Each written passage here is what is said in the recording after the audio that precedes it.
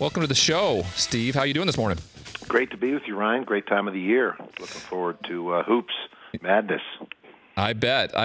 All right, brackets came out yesterday. 3 ACC teams get the number one seeds. What was your takeaway with that? Well, I do think as the year went along that the ACC really demonstrated they had more teams at the top with the firepower, the overall strength or prowess to win a national championship or to punch through to a Final Four. Carolina, went on a roll. Florida State went on a roll. Duke, with Zion Williamson, has been unbeatable. Without Zion Williamson, they're, capable of being beat. Virginia, pretty much through the regular season beat everybody they faced other than Duke, and until the conference tournament loss had been dominant in their play. So didn't really surprise me. There were 3 number one seeds. I think earlier in the year, the Big Ten maybe was leading when it came to the best conference in the country, and they still have a great league and a deep league and are well represented, as they should be, in this tournament field. But I think it's fair to say there are more teams in the ACC capable of winning the national title than any other conference. Was there a team that you thought, what was the biggest team that you thought got left out of the brackets yesterday? North Carolina Greensboro has to be feeling a bit chapped or salty to win 28 games and be left out of the tournament field. That's difficult. I'm sure NC State, because they were in the ACC, such a tough league that has 3 number one seeds. So the selection committee, I think, got it right overall, but it's never going to be perfect. And as a result, there's always a couple teams left out. And it was a very fluid, bracket, as so often it is when it was coming down the home stretch. St. John's, interestingly, the last team seeded in the 68th, the last team to get in.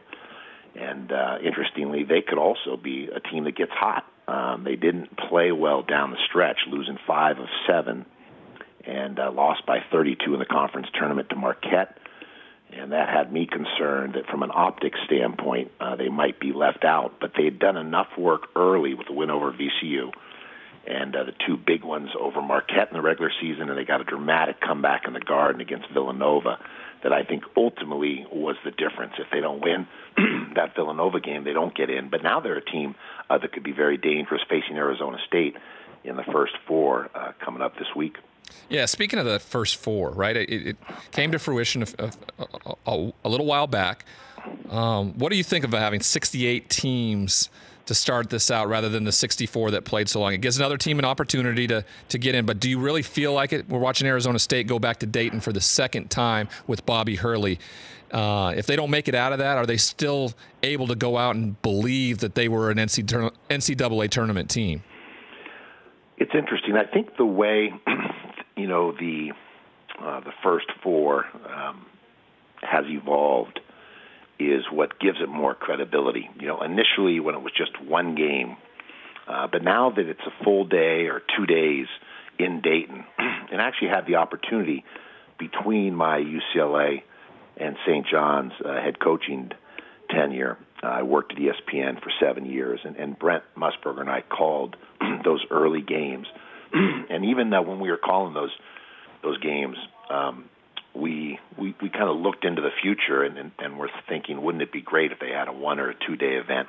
And so I think it now has a better feel to it, and it's great for Dayton. And if you're a player or a coach, you'd rather not be playing in that scenario, but at the end of it, you're happy to have that opportunity to dance, to keep the season alive, to extend your season.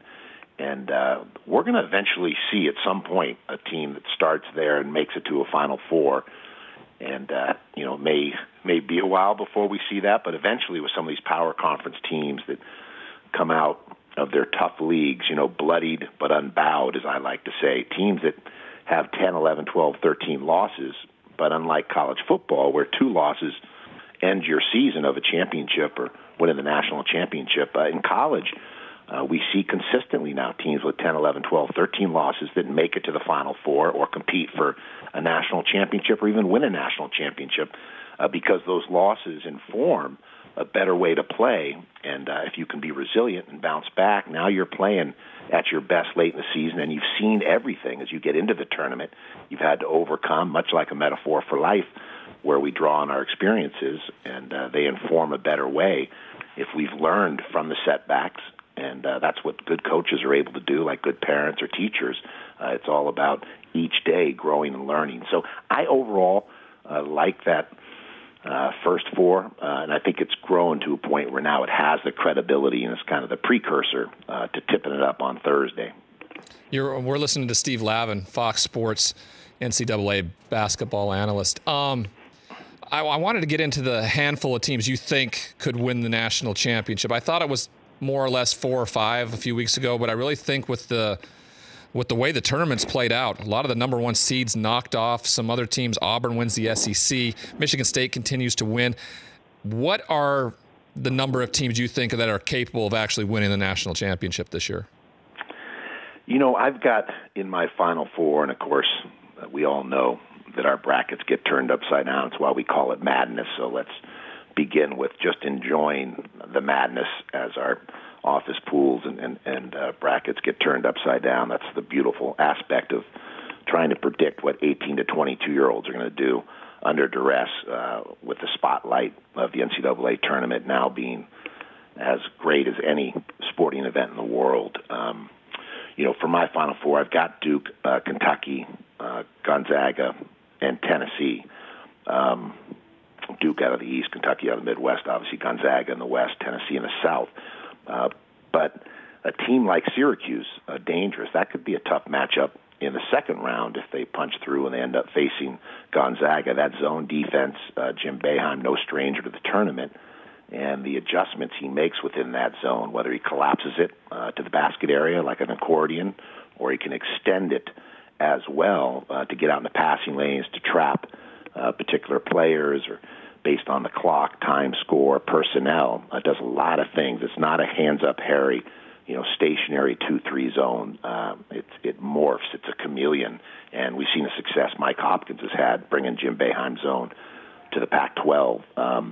So, would it shock me if a team like Gonzaga gets knocked out? No, because they've got some work ahead of them as well. And yet I think overall Gonzaga has the most favorable bracket of the 4 number 1 seeds. Speaking of the favorable bracket, I think Michigan State could have qualified as a number 1 seed. But not only do they not get the number 1 seed, they beat Michigan 3 times, they win the Big Ten, and they get stuck as the number 2 seed, but in the bracket with Duke. Talk to us a little bit about that positioning for that team and what it looks like for Tom Izzo and that crew. Yeah, it's ironic that probably Michigan, ends up as a 2 seed in a more favorable region than Michigan State does, who beat them, 3 consecutive times on their home floor in Ann Arbor and then turned around to close out the Big Ten championship in East Lansing, and then they get them in the conference tournament. So yesterday, I can only think, if I look at that maybe the selection committee was considering all these injuries. And again, that's a touch of irony there because as they lost Morgan or Nick Ward, even had an injury yesterday, maybe that affected the seeding and the thinking. And so sometimes that's a catch-22. You can be winning games, as Tom Izzo did, but as you have injuries, the selection committee makes it clear they factor that into the seeding. And so maybe they felt that Michigan State of the 2s was the least likely to punch through to a Final Four and then adjusted the brackets accordingly. So there's so many variables to this, but Tom Izzo, in my view, did the best coaching job of anyone in the high major levels. Look at Houston, obviously, with Kelvin Sampson. I think you could build a case for him being a National Coach of the Year as well. And there are a lot of great candidates. Jay Wright maximizing his personnel with what he lost last year, 4 players drafted in the top 33 of the NBA, and he comes back, wins another Big East, and then a Big East tournament championship for the third straight year, first time in 40 years in the Big East that's happened. So a lot of great coaching jobs, but I put Tom Izzo's right up there, and yet probably didn't get the most favorable seat. So, Steve, put your coaching hat back on here and pretend you're Tony Bennett. After what happened a year ago, again, a number one seed, how are you approaching the first round here on I don't know if they're going to play Thursday or Friday, but how are you approaching it with your team? How are you going about after what transpired last year? Well, the number one element is those players know, and Coach Bennett knows, that they lost their best player the week of the NCAA tournament, DeAndre Hunter. And so it'd be the equivalent of the Lakers losing LeBron, for their level relative to college basketball. Or we saw with Duke when Zion Williamson went out, the effect that has on their team. And so Virginia already played with a small margin for error last season, partly because their style of play, the deliberate tempo, imposing their preferred tempo, which is deliberate, kind of surgical in nature. This team is better offensively. They're shooting the ball with the best of them in the country. They cover all of the defensive statistics, number 1 and 2 in the country in every important defensive category. So I think that team and coach is aware, not that there's the natural, anticipation, that kind of palpable, desire that you can feel with the team. And I'm sure Coach Bennett's aware they got to punch through that first game. But I don't think they'll focus too much on that. I think the goal of a coach is to keep your team locked in on the task at hand and to keep the drum roll the same. There's a routine and a rhythm we know all athletes, coaches, and teams have, and it's different for each team and each coach. But you want to stay with that drum roll, and that doesn't guarantee that you're going to have success, but you're more likely if you can replicate and duplicate. And again, basketball, like life, a game of habits, right, as Aristotle teaches us. And so no better team in terms of basketball fundamentals and of strong habits than Tony Bennett. Tony Bennett's father, Dick Bennett, who grew up in Wisconsin, used to go to Vince Lombardi's practices. And that's where he really developed a coaching philosophy, even though it's in basketball as opposed to football, like Lombardi.